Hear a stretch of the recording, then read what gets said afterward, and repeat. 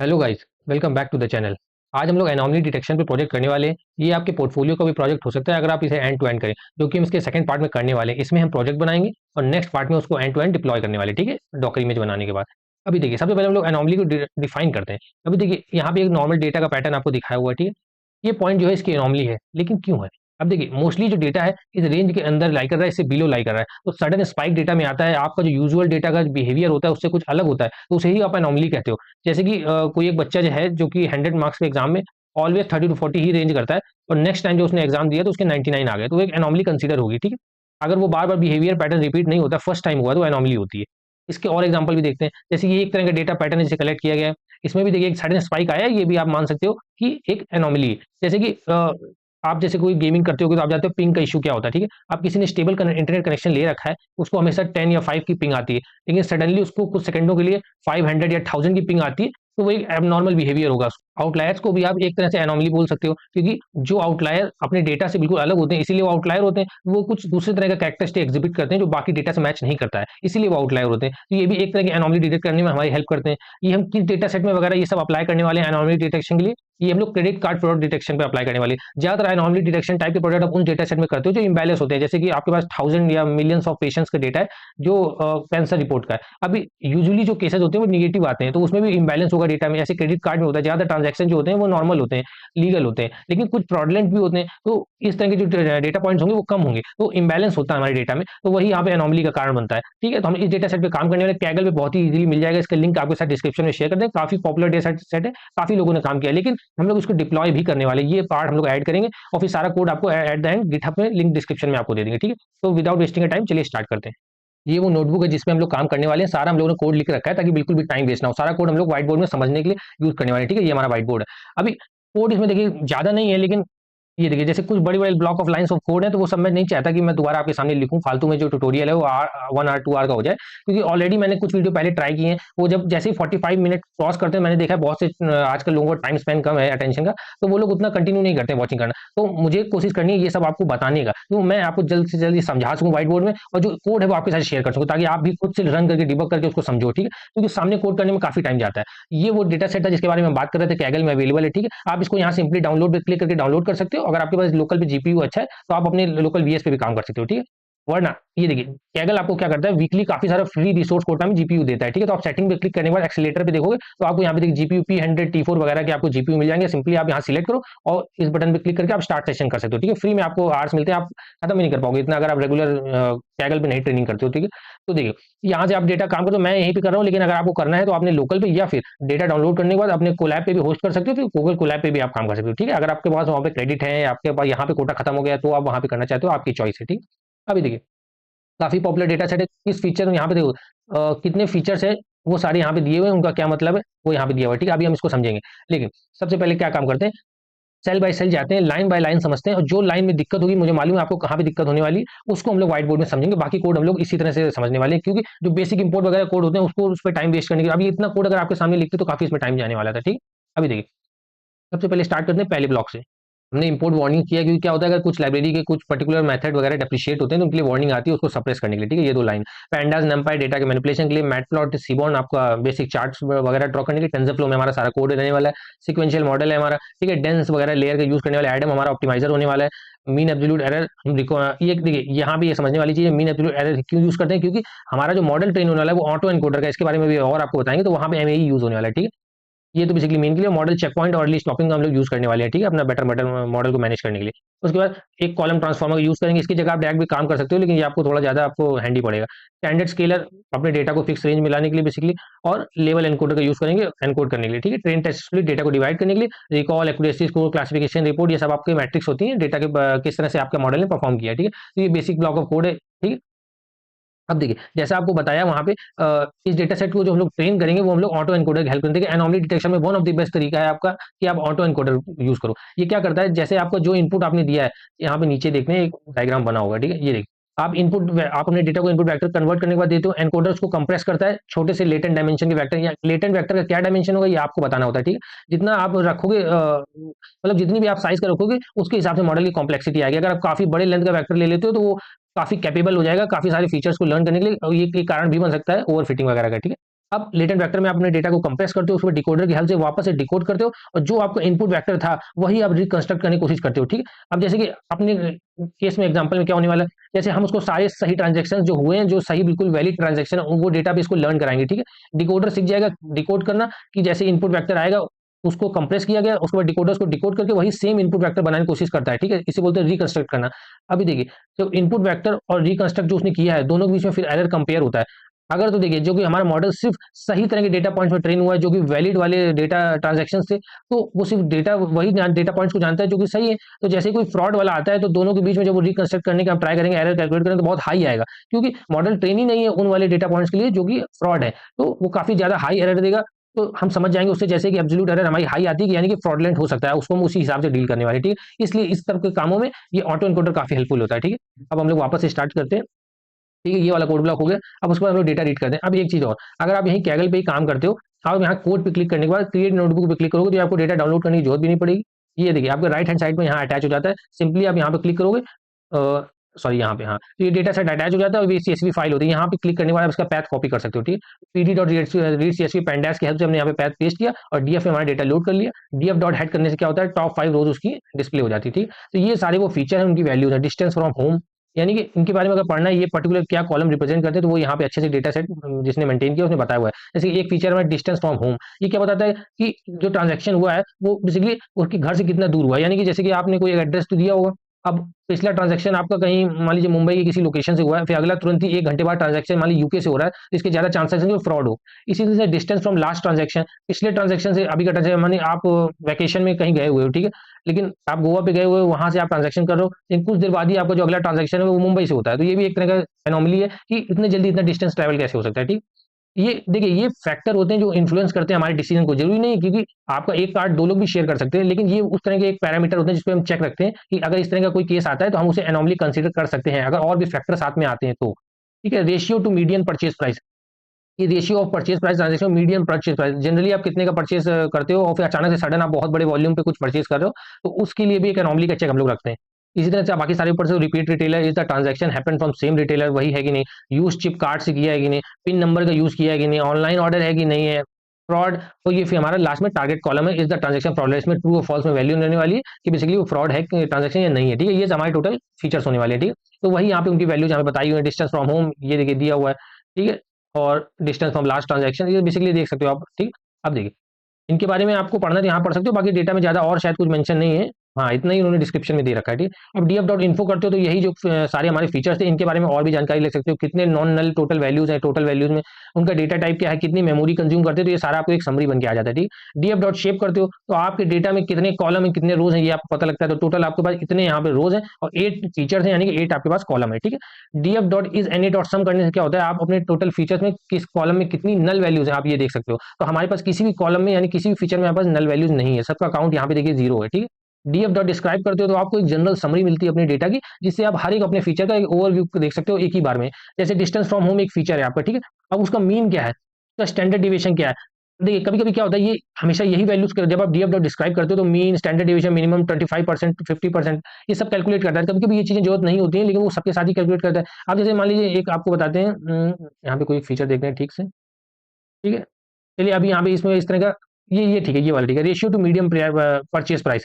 अब देखिए, maximum value और मिनिमम वैल्यू दी हुई है यहाँ पे, ठीक है। जनरली देखिए, जैसे 50% पे आपकी जो वैल्यू है, मैं कहा गया मीन, सॉरी, ये मीन आपका जनरली ये है परचेज प्राइस का, लेकिन सडनली इससे काफी ज्यादा पे एक मैक्स वाले रेंज पे आ जाता है, तो यानी कि कुछ तो गड़बड़ है, एनॉमली यहाँ पे हो सकती है, ऐसा हम कंसीडर कर सकते हैं, ठीक। तो इस तरह से आपको ये हेल्प करते हैं डिफरेंट डिफरेंट कंपटीशन समझने में आपके कॉलम फीचर को, ठीक है। उसके बाद जो हमारा फ्रॉड, यानी कि लास्ट में ये जो कॉलम है, ये वाला फ्रॉड, ये कोई हमारा टारगेट फीचर भी है। इस पे हम लोग वैल्यू काउंट्स लगाते हैं देखने के लिए किस तरह के डेटा में इंबैलेंस है हमारे, ठीक है। जनरली इंबैलेंस होता ही है इस तरह की प्रॉब्लम्स में। तो 0 वाले यानी कि नॉन फ्रॉडलेंट केस है, 1 वाले यानी कि फ्रॉड केस है। तो नॉन फ्रॉडलेंट के केस देखिए ज्यादा, जैसे कि आपको बताया भी कि जनरली जो ट्रांजेक्शन होते हैं वो सारे लीगल होते हैं, लेकिन कुछ उसमें जो एनॉमली होती है उसके हमारे पास टोटल यहाँ पे 87,000 के अराउंड डेटा पॉइंट है, ठीक है। इसी चीज को हमने पाई चार्ट से दिखाने की कोशिश की, सिंपल डीएफ फ्रॉड में डॉट वैल्यू काउंट करके हमने यहाँ पे पाई चार्ट यहाँ पे बना दिया, ठीक है, जिसमें 2 लेवल है, जेन्युइन और फ्रॉड, क्योंकि 2 ही हमारे पास क्लासेस में है। तो बाइनरी क्लासिफिकेशन बेसिकली प्रॉब्लम है। 91.3 जो कि हमारा सारा डेटा सही है और 8.7 जो कि हमारा फ्रॉड वाला डेटा है, ठीक है। तो ये हमने पाई चार्ट से दिखाने की कोशिश की। उसके बाद हम लोग किस फीचर कितना कितने किससे को रिलेटेड उसको दिखाने के लिए हीट मैप यहाँ पे ड्रॉ किया सिंपली। सबसे पहले आप डीएफ डॉट को रिलेशन निकाल लेते हो, फिर उसको हीट मैप में प्लॉट कर देते हो, ठीक। तो इस तरह से सब बेसिक आपको कई बार बताया हुआ है, आई होप आपको ये क्लियर ही होगा। बाकी वो यहाँ पे कुछ नहीं है, आप कोरिलेशन करते हो, उसको हीट मैप में पास कर देते हो और फिर टाइटल और शो वगैरह तो आपको शो करने के लिए जो टाइटल पे आप लिखोगे ऊपर लिख के आ जाएगा पीएलटी डॉट शो, इसे प्लॉट करने के लिए आपकी नोटबुक में, ठीक। अब देखिए यहाँ पे हमको क्लियरली दिख रहा है कि ये जो फ्रॉड वाला फीचर है, यानी कि हमारा जो टारगेट कॉलम है और ये जो है ratio to medium purchase price, ये लोग रिलेटेड है ना। बेसिकली यहाँ से देखो आप ये चीज देख सकते हो, डायगोनल वाले तो सारे रेड है, यानी हाईली कोरिलेटेड है, क्योंकि डायगोनल में वही वैल्यूज आएंगे जो खुद से रिलेशन तो पूरा ही होता है। अब डिस्टेंस फ्रॉम होम का रिलेशन इस वाले डिस्टेंस फ्रॉम होम जो कि सेमी कॉलम है, तो 100% होगा, इसलिए डायगोनल में 1 होता है, बाकी सारी वैल्यू ये, ठीक। ये 0.5 यानी 50% सिमिलैरिटी है, कोरिलेशन है, बेसिकली वो ये दो कॉलम है, ठीक, जो कि सेम ही है, ठीक है। इस तरह से हमारे कोरिलेशन हमारे डेटा में, ठीक है। जब हाईली कोरिलेटेड कई आपस में ही जो हमारे नॉन डिपेंडेंट फीचर होते हैं, तो फिर उनमें से कुछ कंसीडर भी करते हैं, हम ड्रॉप करते हैं, ठीक है। सेम रखने का कोई फायदा नहीं होता है, खाली कॉम्प्लेक्सिटी बढ़ती है, ओवर फिट होने का खतरा होता है मॉडल में। डीएफ डॉट कॉलम्स, एक बार हम नाम देख रहे हैं अपने मॉडल का, सॉरी कॉलम्स का। अब इनको हम डिवाइड करना चाहते हैं, कौन से हमारे फीचर कैटेगोरिकल है, कौन से न्यूमेरिकल है, ठीक है। तो हमने सिंपल इसके लिए एक कॉन्सेप्ट लगाया, सारी अपने डीएफ डॉट कॉलम्स के नेम में हमने जो बेसिकली हमारे कॉलम डीएफ डॉट कॉलम करने से होता क्या है, देखिए पहले नाम आ जाता है, उसका एक एक करके हमने एक्स में लिया, फिर डीएफ डॉट एक्स उसको इंडेक्स किया हमने, और हम देख रहे हैं उसमें कितनी यूनिक वैल्यू है। अगर 2 या 2 से कम है तो ऑफकोर्स वो कैटेगोरिकल फीचर है, जैसे कि कोई जैसे कि इसमें किसी को कोई मान लीजिए अटेंडेंस कॉलम है, तो उसमें या तो वैल्यू प्रेजेंट होगी या तो एब्सेंट होगी, तो 2 या 2 से कम ही है, तो यानी कि एक तरह से आप उसको कैटेगोरिकल ट्रीट कर सकते हो। वही न्यूमेरिकल कुछ भी हो सकता है, आपका सिंपली एज हो सकता है, आपकी सैलरी हो सकती है, सब न्यूमेरिकल कॉलम होते हैं, ठीक। तो हमने सिंपल कैटेगोरिकल वालों को इसमें अलग कर लिया, फिर जो बच गए नॉट इन कैटेगोरिकल फीचर, मतलब जो इसमें नहीं थे, यानी कि न्यूमेरिकल थे, तो उसको हमने न्यूमेरिकल के अंदर एक लिस्ट बना के स्टोर कर लिया, ठीक है। इसका भी हम लोग आगे यूज करने वाले हैं, यहाँ पे देखेंगे। अब देखिए जो न्यूमेरिकल है, इसमें आपको एक चीज यहाँ पे नोटिस करने वाली है, ये देखिए जैसे कि last transaction, distance from last transaction. अब इसमें देखिए वैल्यू किसी भी रेंज में आई हुई है, सॉरी ये तो डिस्क्राइब है, यहाँ से दिखाते हैं ये। अब ये देखिए डिस्टेंस फ्रॉम होम की वैल्यू किसी भी रेंज में, कोई 57 में है, कोई 10 में है, तो आपको बेटर ट्रेनिंग के लिए इंकरेज किया जाता है कि आप इनको एक ही सिमिलर रेंज में ले आए, तो उसके लिए हम लोग स्टैंडर्ड स्केलर अप्लाई कर रहे हैं वहाँ पे। तो स्टैंडर्ड स्केलर करता है क्या, बेसिकली -1 to 1 की रेंज में आपका पूरे डेटा पॉइंट्स को ले आता है, यानी बेसिकली करता क्या है, मीन 0 स्टैंडर्ड डिविएशन 1 हो जाता है स्टैंडर्ड स्केलर अप्लाई करने से, ठीक है। तो किस में अप्लाई कर रहे हैं, न्यूमेरिकल फीचर्स में। तो वही एक कॉलम ट्रांसफॉर्मर बनाया हमने, पाइप में उसका ऑब्जेक्ट ले लिया और पाइप डॉट फिट ट्रांसफॉर्म किया अपने डेटा डीएफ में, ठीक है।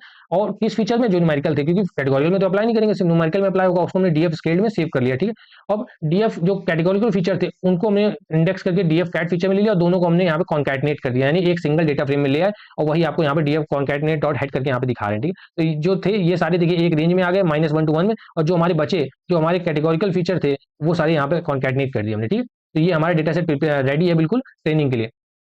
अब देखिए एनोमली डिटेक्शन की स्ट्रेटजी क्या होती है, इसको हम लोग व्हाइट बोर्ड में समझ लेते हैं, ठीक है। अब इसको एग्जांपल से समझते हैं, ठीक है। ये आपका हम ये तो आपको बता ही चुके हैं कि हम लोग ऑटो एनकोडर्स का यूज करने वाले हैं, ठीक है। इनमें बेसिकली 2 कंपोनेंट मेजर होते हैं, एक आपका होता है एनकोडर और एक होता है आपका डिकोडर, ठीक है। एनकोडर आपके जो भी आप इनपुट वेक्टर देते हो उसको कंप्रेस करता है एक लेटेंट वेक्टर में, ठीक है। और उसके बाद वापस से उसको हम लोग डिकोडर की हेल्प से रिकंस्ट्रक्ट करते हैं, वहाँ पे जो ये हमारा इनपुट था, ठीक है, और ये हमारा आउटपुट था। तो जब हम रिकंस्ट्रक्ट कर लेते हैं, तो यहाँ पे देखिए पहले सबसे पहले एक पॉइंट समझ लीजिए आप, सबसे पहले एक एग्जांपल देंगे, आप इसको कॉन्सेप्ट को कभी नहीं भूलोगे, ठीक है। अब आपके पास मान लीजिए कैट की इमेजेस में हमने इसको ट्रेन किया, ठीक है। हमारे डेटा सेट में देखिए कैट की इमेजेस भी थी, डॉग की थी। कैट की हमारे पास मान लीजिए 10,000 थी और डॉग की भी हमारे पास 10,000 थी, लेकिन हमने डॉग वाली इमेजेस को टच ही नहीं किया। हम अपने मॉडल में इनपुट में एक एक करके सारी कैट की इमेजेस को हमने दिया, एनकोड किया, उसको लेटेंट वेक्टर में कंप्रेस किया, फिर डिकोडर की हेल्प से रिकंस्ट्रक्ट किया। तो जैसे जैसे हम इपॉक्स रन करेंगे, तो हमारा जो मॉडल है इनकोडर डिकोडर इतने स्मार्ट हो जाएंगे, वो इनपुट जैसा ही आउटपुट जनरेट करने लगेंगे। इसी बोलते हैं रिकंस्ट्रक्ट करना, यही काम ही होता है ऑटो एनकोडर का। तो देखिए जब आपका मॉडल लर्न कर लेगा, तो जैसे ही आप यहाँ पे मान लीजिए कोई कैट की इमेज देते हो, तो वो मॉडल से यहाँ से जाएगी, और हमारा आउटपुट वेक्टर भी इस कंप्रेस वेक्टर की हेल्प से, उसने इनपुट देखा भी नहीं, उसने बस कंप्रेस वेक्टर देखा, क्योंकि ये तो कन्वर्ट हो जाता है इसमें, तो जो वो फिर से कैट की इमेज जनरेट कर देगा। और जब इस इमेज को आप इसकी इमेज से कन्वर्ट करोगे, जिससे हमने कन्वर्ट, तो आप देखोगे एरर जो है, जिससे बेसिकली आप बोलते हो रिकंस्ट्रक्शन एरर, वो आपकी बहुत ही कम होगी, क्योंकि ऑलमोस्ट वो सेम ही बनाने लगेगा, है ना। लेकिन सोचिए अचानक से हमने ट्रेन तो किया उसको कैट की इमेजेस में, लेकिन फिर से हम उसको अचानक से डॉग की इमेज दे देते हैं, तो चूंकि उसने लर्न ही नहीं किया डॉग की इमेज में कन्वर्ट करना, कंस्ट्रक्ट करना, तो उसका जब फिर से हम इनपुट जो हमारा आएगा, जो हम जनरेट करेंगे आउटपुट, वो काफी खराब आउटपुट जनरेट होने वाला है, क्योंकि हमें आता ही नहीं डॉग की इमेज को रिकंस्ट्रक्ट करना। तो फिर तो हमने इस वाली इमेज से इसको कंपेयर करेंगे, तो जो रिकंस्ट्रक्शन की एरर आएगा वो बहुत ही हाई होगा। तो यही हमारे पास यहाँ पे एक फ्लैग का काम करेगा, कि अगर रिकंस्ट्रक्शन एरर बहुत ज्यादा आ रही है, तो इसका मतलब है कि कुछ एबनॉर्मल उसने देख लिया डेटा में, जिसके लिए वो ट्रेन नहीं हुआ था। इसको एक बार क्लियर करते हैं। इसी तरह से हमारे केस में होने वाला है, हमारे डेटा सेट में दो तरह के डेटा है, फ्रॉडलेंट वाले और नॉन फ्रॉडलेंट वाले। तो आपने जो एनकोडर डिकोडर का ये सॉरी ऑटो एनकोडर का जो मॉडल है, इसमें सिर्फ हम जो क्रिएटेड नॉन फ्रॉडलेंट वाले होंगे, यानी करेक्ट ट्रांजेक्शन होंगे, लीगल ट्रांजेक्शन होंगे, उसमें अपने मॉडल को ट्रेन करने वाले, ठीक है। अब उसने कभी भी फ्रॉडलेंट वाले केस देखे ही नहीं, तो जब अचानक से कोई क्रेडिट कार्ड की ऐसी इन्फॉर्मेशन आएगी, मान लीजिए जो कोई फ्रॉड है, तो हमारा मॉडल जब इससे होते हुए ये फ्रॉडलेंट वाला केस गुजरेगा और जब वो रिकंस्ट्रक्ट करने की कोशिश करेगा, तो बहुत ज्यादा एरर हाई आएगा, क्योंकि उसको पता ही नहीं कैसे रिकंस्ट्रक्ट करना है। तो अगर एरर हाई आता है तो हम तुरंत समझ जाएंगे कि हमारे मॉडल ने कुछ ऐसा फ्लैग कैप्चर किया जो कि अब नॉर्मल है। तो यही हमारा तरीका होने वाला है, ऑटो एनकोडर को किस तरह से यूज करेंगे एनोमली डिटेक्शन के लिए। अब चलिए कंटिन्यू करते हैं कोडिंग में। और वही यहाँ पे दिया हुआ, आप इसको और भी अपने हेल्पफुल के लिए पढ़ सकते हो कि बाय डूइंग दिस एबनॉर्मल जो इनपुट होते हैं will yield a significant higher reconstruction error, मतलब यूजुअली जो आपको एरर आती है उससे ज्यादा आने वाली है, और जिसको compare to normal input normally जो आपको आती है वही यहाँ पे लिया हुआ, आप खुद से पढ़ सकते हो, इसमें हम लोग एक्स्ट्रा टाइम नहीं लगाते हैं, ठीक है। अब हमें अपने डेटा को सबसे पहले डिवाइड करना होगा, क्योंकि हम ट्रेनिंग स्टार्ट करने वाले हैं। तो डीएफ डॉट कॉन्कैट में हमारा फाइनली डेटा हमने यहाँ पे स्टोर करके रखा था लास्ट स्टेप में। अब उसी सबसे पहले फ्रॉड वाले तो हम हटा ही देते हैं, एक्स और वाई में जो आप डिवाइड करते हो, जैसे पहले भी करते थे मशीन लर्निंग में, तो एक्स और वाई में जो आपका टारगेट फीचर होता है वो कभी वाई में नहीं होता, तो पहला स्टेप तो आपको पता है, हर बार आप करते हो, ठीक है। ट्रेन ट्रेस स्प्लिट किया आपने एक्स और वाई को, और उसको इन चार वेरिएबल्स में ले लिया, ये भी आप मशीन लर्निंग में हमेशा करते थे, सेम कॉन्सेप्ट है, ठीक है। अब देखिए टेस्ट साइज 0.20 यानी 20% डेटा आपके टेस्टिंग के लिए हमने प्रिजर्व करके रख लिया अलग। अब देखिए वाई ट्रेन और वाई टेस्ट के अंदर वैल्यू क्या है, मान लीजिए एस टाइप बूल में हम इसको कन्वर्ट कर रहे हैं, यानी कि 1 0 में जो वैल्यू होगी तो 1 होगा बेसिकली वो ट्रू हो जाएगा, 0 होगा जो फॉल्स हो जाएगा, ठीक है, वो इसमें आ गया। अब देखिए हम नॉन फ्रॉडलेंट वाले फ्रॉडलेंट वाले केसेस को अलग कर लेते हैं, क्योंकि हमारा जो डेटा ट्रेनिंग होने वाली है वो सिर्फ नॉन फ्रॉडलेंट में होने वाली है, तो उसको अलग कर लेते हैं। वो कैसे अलग करेंगे, अब देखिए वाई ट्रेन में हमने आगे देखिए क्या लगाया, निगेशन का साइन लगाया, यानी 0 1 हो जाएगा, 1 0 हो जाएगा। इसका क्या मतलब हुआ, where fraud equal to false, यानी कि देखिए अगर यहाँ पे वैल्यू फॉल्स होगी तो निगेशन करने जाएगी वो ट्रू हो जाएगी, यानी वो सिलेक्ट हो जाएगी। तो यहाँ पे वो सारे केसेस सिलेक्ट हो जाएंगे जो जेन्यून ट्रांजेक्शन है, ठीक है। ये तो नॉन फ्रॉड वाले हमने स्टेव कर लिया किसमें, एक्स टेस्ट जेन्यून में और एक्स टेस्ट जेन्यून में, ये हमारे लीगल वाले हैं। और जो फ्रॉड वाले हैं वो जब निगेशन हटा दोगे तो सारे यहाँ पे इलीगल वाले बेसिकली फ्रॉड वाले आ जाएंगे। तो हमने इन दोनों वेरिएबल में स्टोर कर लिया, ठीक है। तो ये दोनों वेरिएबल हमारे बेसिकली ट्रेनिंग के लिए बिल्कुल रेडी है। अब ये हमारा आर्किटेक्चर होता है, आपको बता ही चुका है। इनपुट वेक्टर एज इनपुट हमें मतलब एनकोडर में जाता है, एनकोडर उसको कंप्रेस करता है लेटेंट वेक्टर में, जिसका डायमेंशन आप स्पेसिफाई करते हो, अभी आपको बताएंगे कहाँ पे करना होता है। फिर वो डिकोडर वापस से जो इनपुट यहाँ पे ये वाला भेजा गया इसको रिकंस्ट्रक्ट करने का ट्राई करता है, और उन्हीं को लास्ट में इनपुट वेक्टर को जो हमने वेक्टर कन्वर्ट कंस्ट्रक्ट किया उन दोनों को आपस में कंपेयर करते हैं, और जो उनके बीच में डिफरेंस होता है वही बेसिकली हमारे पास रिकंस्ट्रक्शन की एरर होती है, ठीक है। तो इस तरह से हमारा मॉडल रन करेगा। ये हमें आर्किटेक्चर बनाना है एक एनकोडर पार्ट, उसके बाद जो उसको लेटेंट वेक्टर में कंप्रेस करना है उसको भी डिकोडर में। तो ये बहुत बेसिक होने वाला है। जैसे आप इस तरह से आप इसको बनाते हो, जैसे कि आप दो न्यूरल नेटवर्क में सेपरेटली काम कर रहे हो, तो उनको आपस में जोड़ देते हो लेटेंट वेक्टर से, तो वही यहाँ पे रहने वाला है। ऐसे ये देखिए सिंपल कोड बहुत छोटा है, अगर आपने सीएनएन वगैरह पे काम किया तो आप बहुत ईजी पे काम कर लोगे, एएनएन वगैरह में, ठीक है। तो लेटेंट वेक्टर हम दो रखते हैं क्योंकि हमारे डेटा में ज्यादा कॉम्प्लेक्सिटी नहीं है, तो जितना आप हायर डायमेंशन रखते हो उतना मॉडल आपका कैपेबल होता है, तो हमें ज्यादा कैपेबल मॉडल चाहिए भी नहीं।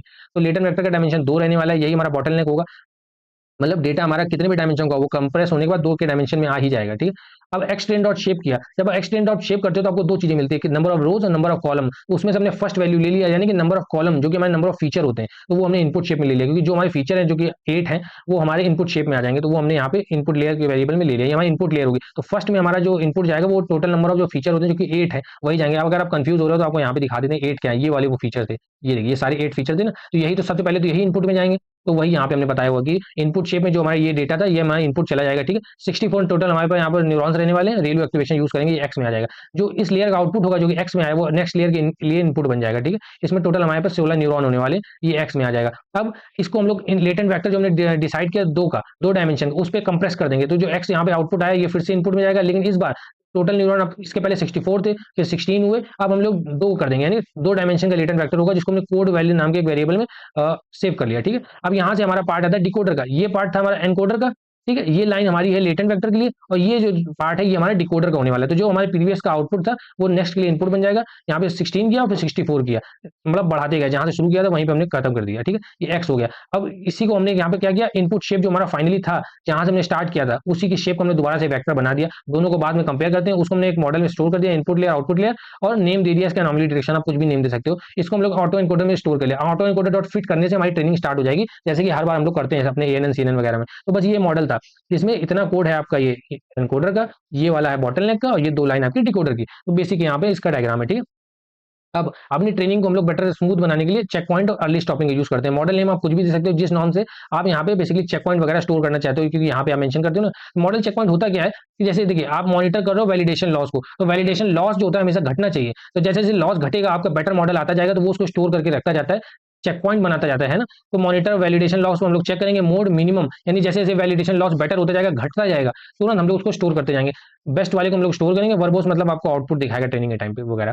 अर्ली स्टॉपिंग क्या होता है, इसमें हम लोग मॉनिटर कर रहे हैं वैलिडेशन लॉस, यानी अगर कंजिक्यूटिव जितना भी आपने पेशेंस यहाँ पे वैल्यू दी हुई है, जैसे 5 वैल्यू दी हुई है, तो अगर 5 के इपॉक्स तक कोई भी इंप्रूवमेंट नहीं होता है वैलिडेशन लॉस की वैल्यूज पे, तो इसका मतलब होता है कि आप फर्दर ट्रेनिंग करने की जरूरत नहीं है, फालतू में हम लोग रिसोर्सेज को वेस्ट कर रहे हैं। हम यहाँ पे अर्ली स्टॉपिंग कर सकते हैं ट्रेनिंग, है ना। मान लीजिए आपने 1000 इपॉक्स के लिए ट्रेनिंग स्टार्ट करी है, लेकिन 10 इपॉक्स के बाद जो ही मॉडल आपका इंप्रूव करना बंद कर चुका है, तो आप क्यों फालतू में 1000 इपॉक्स तक ट्रेन करके अपने रिसोर्सेज को वेस्ट करोगे। आप सिंपली वहीं पर अर्ली स्टॉपिंग अप्लाई कर देते हो। तो ये दोनों चीजें हम लोग इनको कॉल बैक बोलते हैं, तो कॉल बैक में आप लगाने वाले हो, ठीक है। ऑटो इनकोडर जो हमने यहाँ पे देखिए मॉडल बनाया था ये वाला, इसको हम लोग कंपाइल कर लेते हैं, डॉट कंपाइल लॉस हमने बता दिया एमएई यानी कि मीन एब्सोल्यूट एरर पे हमें ध्यान देना है, एडम हमारा ऑप्टिमाइजर रहने वाला है, ठीक है। ऑटो इनकोडर डॉट फिट कर दिया। अब इसमें देखिए एक्सट्रेन जेन्यून, एक्सट्रेन जेन्यून यहाँ पे सेम की दिया है, इसको व्हाइट बोर्ड में समझते हैं।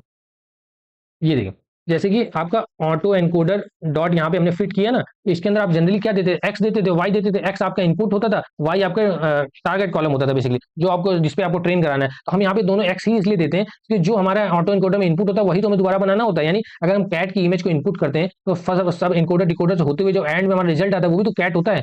तभी तो हम इसको कंपेयर करते हैं कैट की इमेजेस को आपस में, ताकि हमारा कितना रिकंस्ट्रक्शन का एरर आया। इसलिए सेम इनपुट सेम आउटपुट, क्योंकि हमें वही जनरेट करवाना है, ठीक है। तो यहाँ पे देखिए ये देखिए हमने सेम वहाँ पे चीजें दी, 10 इपॉक के लिए हम लोग ट्रेन करने वाले हैं। बैच साइज 64 होने वाला है, 64 के बैचेस में हमारे डेटा पॉइंट ट्रेनिंग के लिए जाएंगे, ठीक है। वैलिडेशन का डेटा जो हमने स्टोर किया था एक्स टेस्ट वाला वो हम दे देंगे, और कॉल बैक्स यहाँ पे ये जो दोनों हमारे अर्ली स्टॉपिंग और चेक पॉइंट है ये प्रोवाइड करा देंगे, और ऑटो डॉट फिट करने के बाद ट्रेनिंग स्टार्ट हो जाएगी, ठीक है। ट्रेनिंग होने लगी। ये सारी जो अब ट्रेनिंग के टाइम ये जो मेटा डेटा वगैरह जनरेट होता है ना, जैसे कि कितना लॉस रहा किसी इपॉक में, वो सब हिस्ट्री वेरिएबल के अंदर स्टोर हो जाएगा, जो कि एक डिक्शनरी होती है। हिस्ट्री डॉट हिस्ट्री करने से हम एक्सेस कर सकते हैं, ठीक है। ये यहाँ पे देखिए ट्रेनिंग स्टार्ट हुई, जो लॉस था हमारा स्टार्ट हुआ था देखिए 39 के अराउंड, और घटते घटते वो आ गया हमारा 19 पे, ठीक है। यानी हमारे मॉडल ने इंप्रूव किया है, लर्न किया है, ठीक है। और उसी को हम लोग सिंपल अपने प्रिडिक्ट कराते हैं अपने टेस्ट वाले डेटा पे, और जो कि रिकंस्ट्रक्शन की वैल्यू आई उसको हम लोग एमएई यानी मीन एब्सोल्यूट एरर हमारे ओरिजिनल वाले के साथ कंपेयर करते हैं। ये हमारा रिकंस्ट्रक्शन एरर हो गया। तो एक डेटा फ्रेम बना के हमने दिखाने की कोशिश की है, खाली पीडी डॉट डेटा फ्रेम, जो रिकंस्ट्रक्शन एरर था और जो ओरिजिनल वाई टेस्ट की वैल्यू थी वो हमने यहाँ पे प्लॉट करने की ट्राई किया। लेकिन यहाँ से आपको ज्यादा समझ में नहीं आएगा। क्यों नहीं देखिए समझ में आएगा, एक कॉन्सेप्ट आपको थ्रेशोल्ड वाला कॉन्सेप्ट आपको पता होगा मशीन लर्निंग, वो एक बार आपको रिवाइज करा देते हैं यहाँ पे। ठीक है, थ्रेशोल्ड में क्या होता है, सॉरी, हाँ, थ्रेशोल्ड में क्या होता है बेसिकली, हम तो कर रहे हैं, हाँ। तो थ्रेशोल्ड में बेसिकली होता क्या है, जैसे आप मशीन लर्निंग के मॉडल लेते हो तो वहाँ पे जनरली आप थ्रेशोल्ड की वैल्यू 0.5 लेते हो। इसका क्या मतलब होता है कि आप जैसे आपको आपका बाइनरी क्लासिफिकेशन का प्रॉब्लम है, ठीक है। आपको बताना है कि कुछ भी आप एग्जांपल ले सकते हो, जैसे कि जैसे चर्निंग की आपकी बाइनरी क्लासिफिकेशन प्रॉब्लम है, तो आपके जब मॉडल आपको कोई वैल्यू प्रिडिक्ट करता है, तो अगर 0.5 से ज्यादा प्रिडिक्शन करता है, जैसे 0.6 हो गया, 0.7 हो गया, प्रोबेबिलिटी 0 to 1 के बीच में होती है ना, तो 0.6, 7, 8, 9 कुछ भी प्रिडिक्ट करता है, अगर 0.5 से ज्यादा है तो आप बोल देते हो कि चर्न, मतलब कुछ भी आप सेट कर सकते हो। और अगर 0.5 से कम होगा, कितनी भी हो, 1, 2, 3, तो आप बोल देते हो नॉट चर्न, ठीक है। तो इस तरह से क्या होता है, आप एक थ्रेशोल्ड की वैल्यू डिसाइड करते हो 0.5, लेकिन ये तो आप बदल भी सकते हो। आपको किसने आके बोला है 0.5 की सिलेक्ट करो, जनरली आप 0.5 रखते हो, लेकिन आप कुछ भी रख सकते हो। तो यहाँ पे हम क्या करते हैं, हम चेक करेंगे हर एक थ्रेशोल्ड की वैल्यू के लिए 0.1 पे, 0.2 से लेके 0.9 तक, कहाँ पे हमारा मॉडल किस थ्रेशोल्ड की वैल्यू में सबसे बेटर परफॉर्म कर रहा है, उस वाली थ्रेशोल्ड वैल्यू को हम लोग सिलेक्ट करने वाले हैं, ठीक है। तो वही यहाँ पे उसके लिए यहाँ पे स्निपेट ऑफ कोड लिखा हुआ है। सिंपली सबसे पहले थ्रेशोल्ड ट्यूनिंग नाम का एक हमने यहाँ पे ये देखिए इतना पूरा एक फंक्शन बनाया हुआ है, ठीक है। इसके अंदर df1 हमारा डेटा सेट भेज दिया और 10 भेज दिया। 10 क्या है अभी आपको बताएंगे, स्टेप्स के अंदर 10 की वैल्यू आ गई, ठीक है। अब यहाँ पे देखिए, वैसे तो मैंने ट्राई किया इसमें ज्यादा कमेंट से लिखने का, ताकि आप इसी को पढ़ के सब समझ जाओ। तो बेस्ट थ्रेशोल्ड की वैल्यू फाइंड करता है। अब ये यहाँ पे देखिए 10 वाली वैल्यू, यानी कि 10 के क्वांटाइल्स में ट्राई करेगा फॉर ईच एरर कॉलम, ठीक है। रिजल्ट एक हमने यहाँ पे लिस्ट बना लिया, जिसके अंदर सारे डेटा हम लोग स्टोर करते जाएंगे। सबसे पहले आई डिवाइडेड बाय स्टेप्स, यानी स्टेप्स में क्या है, 10th क्वांटाइल, यानी 10th क्वांटाइल के लिए हमने एक वैल्यू ली, उसको हमने एरर से बूलियन इंडेक्स कर लिया, प्लेट्स में हमारी वैल्यू आ गई, ठीक है। अब जो हमारी वाइट्रू की वैल्यू थी और जो हमारे यहाँ से प्रेडिक्शंस आए इस थ्रेशोल्ड वैल्यू के लिए, उससे हमने क्लासिफिकेशन रिपोर्ट जनरेट की, उसको हमने स्टोर कर लिया और बाद में हमने उसको प्रिंट भी करा दिया। तो देखिए इस तरह की वैल्यूज यहाँ पे आई हुई है, ठीक है। इस तरह से एक लूप चलेगा और सारी वैल्यूज को हम डेटा अपेंड करते जाएंगे, शो करते जाएंगे, ठीक है। तो वही यहाँ पे हमने शो किया हुआ, ठीक है, डिफरेंट डिफरेंट थ्रेशोल्ड की वैल्यूज के लिए। अब देखिए इस थ्रेशोल्ड की वैल्यू अगर होती तो क्या वैल्यू एक्यूरेसी आती, क्या प्रेसिजन आता, क्या रिकॉल आता, इस तरह से हमने 10 टाइम्स टोटल लूप रन किया है, ठीक है। अब देखिए इनको कैसे समझना है कि देखिए हमारा गोल क्या रहता है इस तरह के केसेस में, कि ये देखिए यहाँ पे गोल लिखा हुआ है, मिसिंग ए फ्रॉड, यानी कि फॉल्स नेगेटिव जो केस होता है इज वेरी कॉस्टली, यानी कि कोई भी हमको देखिए एक बार को लीगल जो ट्रांजेक्शन है, वैसे तो कस्टमर कस्टमर सेटिस्फैक्शन के लिए बहुत खराब होता है कि आप वो लीगल कोई ट्रांजैक्शन कर रहे हैं, आप उसको प्रोसीड नहीं होने दे रहे हो। लेकिन उससे भी ज़्यादा कॉस्टली क्या होता है कि कोई फ्रॉडलेंट वाला एक्सेस करे आपके पर्सनल डेटा को और उससे कोई ट्रांजैक्शन करने का ट्राई करे। तो हमारा सबसे पहले गोल होना चाहिए कोई भी फ्रॉड वाला डेटा जो सस्पेक्टेड सस्पिशियस है उसको पास नहीं होने देना है। तो उसी को हम लोग यहाँ पे फॉल्स नेगेटिव बोलते हैं और उसको हम नहीं होने देंगे, वरना ये बहुत कॉस्टली होता है कि हो सकता है मिलियंस या डॉलर्स का ट्रांजैक्शन कर देती है। तो यहाँ से हमने क्या किया, हमारा टारगेट रहने वाला है कि जब भी आप फॉल्स नेगेटिव की बात करते हो तो आप हमेशा रिकॉल की बात करते हो, है ना। और जब उस तरह की बात करते हो फॉल्स पॉजिटिव की, तो आप यहाँ पे बेसिकली प्रिसीजन की बात करते हो, ठीक है। तो हमने मैक्सिमम जो थ्रेशोल्ड के हिसाब से रिकॉल आया उसके तरह के डेटा को स्टोर करते गए एक एक करके, और वहां से वैल्यू जीरो यानी पहली वैल्यू निकालते गए, थ्रेशोल्ड में स्टोर कर ली। तो यानी आपको दिखाया मैक्सिमम रिकॉल जो है आपका 277 हम अचीव कर पा रहे हैं, ठीक है। अब देखिए हमारा जो डेटा था इसी को हमने यहाँ पे थ्रेशोल्ड की वैल्यू को जो है हमारी यहाँ पे ये इसको हमने यहाँ पे प्लॉट करने का ट्राई किया। अब देखिए एक्यूरेसी, प्रिसीजन और रिकॉल तीनों हाईएस्ट किस पॉइंट में मिल रहे हैं, ये देखिए इस पॉइंट में। अब आप कहीं और पे भी देखो, तीनों यहीं पे हाईएस्ट है, क्योंकि इसके आगे देखिए ये एक्यूरेसी तो बढ़ गई लेकिन ये डाउन हो गया रिकॉल। हमारा टारगेट है तीनों में बैलेंस लाना, हाईएस्ट रखना। तो ये पॉइंट है वो, यानी 0.29 के अराउंड, 0.28 के अराउंड हमारा यहाँ पे बेस्ट यहाँ पे रिजल्ट आ रहा है। तो ये हमारा एक थ्रेशोल्ड पॉइंट हो सकता है, ठीक है। वही यहाँ पे हमने पॉइंट प्लॉट करके आपको दिखाया। ये कोड बेसिक वही मैटप्लॉटलिब का कोड है, इसमें कुछ समझने वाला नहीं। अगर आप देखोगे तो समझ जाओगे इसको, ठीक है। तो ये जो रेड वाले केसेस हैं ये वो फ्रॉडलेंट केस हैं, तो हमारे इस थ्रेशोल्ड के ज़्यादा देखिए सब ऊपर ही है, यानी फ्रॉडलेंट वालों को हम लोग डिस्क्राइब कर पा रहे हैं अलग से। कुछ रेड वाले आपको यहाँ नीचे दिख रहे होंगे जो कि ऑफकोर्स मॉडल ने बहुत अच्छा परफॉर्म नहीं किया है। ट्रेन भी हम लोगों ने 10 ईपॉक्स के लिए किया था, तो मॉडल ने हमारा परफॉर्म किया, अबव एवरेज परफॉर्म किया, लेकिन इस पर और काम किया जा सकता है, अच्छे से इसको ट्यूनिंग की जा सकती है इसकी, ठीक है। हाइपर पैरामीटर से इसके डिफरेंट डिफरेंट वैल्यूज को ट्राई किया जा सकता है ना। तो ये हमारा था मॉडल, ये हमें थ्रेशोल्ड हमें 0.26.27 जो यहाँ पे दिखा रहा था उसी को हमने यहाँ पे सिलेक्ट किया, ठीक है। अब यहाँ पे देखिए उस वाली एरर वैल्यू को जो हमारे प्रिडिक्शंस आए उसको हमने ओरिजिनल वैल्यू से कंपेयर करना चाहते हैं, वाई ट्रू को वाई से। तो देखेंगे आप फॉल्स था ओरिजिनली और हमने भी प्रिडिक्शन में फॉल्स ही किया, तो सब सही किया, बस यहाँ पे एक गलत हो रहा है। फॉल्स था वो एक्चुअल ट्रू वैल्यू, लेकिन हमने उसको ट्रू प्रेडिक्ट कर दिया, यानी गलतियां तो ऑफकोर्स कुछ हो रही हो, तो हमको यहाँ से भी दिख रहा है, लेकिन ज्यादातर देखिए हमारा मॉडल अच्छा परफॉर्म कर रहा है, ठीक है। इसी की हमने एक क्लासिफिकेशन रिपोर्ट बना ली ट्रू वाली अपने प्रेडिक्शन के लिए। तो देखिए जो हमारे फॉल्स वाले केसेस हैं वो 89% पे हमारा 83% हमारा रिकॉल आ रहा है, ठीक है। तो मॉडल ने बहुत ही अच्छा खराब परफॉर्म नहीं किया है रिकॉल के हिसाब से, ठीक है। बाकी अगर आप इस तरह से देखो कि ट्रू वाले जो केसेस हैं वो उसमें तो ऑफकोर्स डाउन हो रहा है। इसी को हमने यहाँ पे दिखाया हुआ है आपका कि कितनी आपकी कंफ्यूजन मैट्रिक्स में एक डायगोनल वाले एलिमेंट देखिए जो कि आपके बेसिकली सही वाले केसेस हैं, और ये वाले जो डायगोनल होता है ये टाइप 1 टाइप 2 एरर के लिए होता है जहाँ पे गलतियां हो रही हैं, यानी ये गलतियां हो रही हैं ये वाली, और ये वाले हमारे सब सही केसेस हैं, ठीक है। उसी को हमने लास्ट में यहाँ पे दिखाया कि रिकॉल हमारा 55% है, एक्यूरेसी हमारी 81% है, ठीक है। और यहाँ पे हमने कंक्लूजन बेसिकली भी लिखा हुआ है, आप पढ़ सकते हो। तो some of detecting anomalies play vital role across numerous sector such as finance, जिसमें सबसे ट्रांजेक्शन होता है, मेडिसिन आपको बताया है कि मेजॉरिटी ऑफ द जो टेस्ट रिपोर्ट आती है वो आपकी नेगेटिव आती है, तो वहाँ पे भी इसका यूज होता है। साइबर सिक्योरिटी है ना, सॉरी इसको रन कर लेते हैं। साइबर सिक्योरिटी वगैरह में इसका यूज होता है, आप इसको पढ़ सकते हो, देख सकते हो। बाकी मेरा गोल था आपको लाइन बाय लाइन समझाने का, ठीक है। तो आई होप आपको समझ में आया होगा। बहुत जल्दी इसको अगला पार्ट इसका लेके आने वाले हैं जिसमें इसको हमने डॉकर इमेज में कन्वर्ट करेंगे, और उसके बाद उसको या तो आप डॉकर हब में डिप्लॉय कर देंगे या फिर आपका ईसीआर वगैरह में एडब्ल्यूएस में डिप्लॉय कर देंगे, ठीक है। तो आपको जो भी डाउट हो आप कमेंट सेक्शन में पूछो, और अगर आपको कोई पर्टिकुलर लाइन समझ में नहीं आई तो वो भी आप कमेंट सेक्शन में पूछ सकते हो, रिप्लाई करेंगे ट्राई करने का।